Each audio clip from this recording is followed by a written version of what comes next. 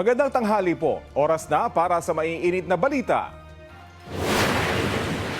Bulkang Kanlaon na nasa Alert Level 2, nagbuga ng abo kaninang umaga. Bulkang Mayon naman na nasa Alert Level 2 rin, may mga naitalang rockfall event.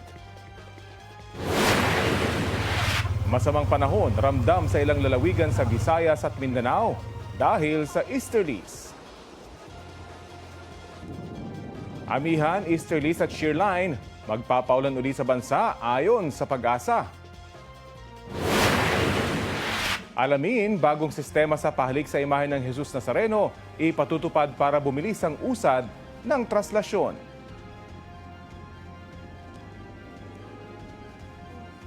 Mga steel barrier at tolda sa Quirino Grandstand, nakalatag na. Iba pang paghahanda, alamin.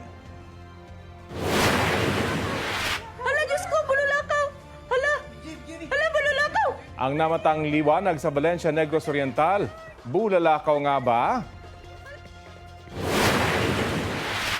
Ang hashtag transformation ni Tuesday ni Kapuso star Katrina Halili bilang Black Darna sa kanyang birthday. At wow, ang light shows at fireworks sa isang winter wonderland pasyalan. Saan kaya yan?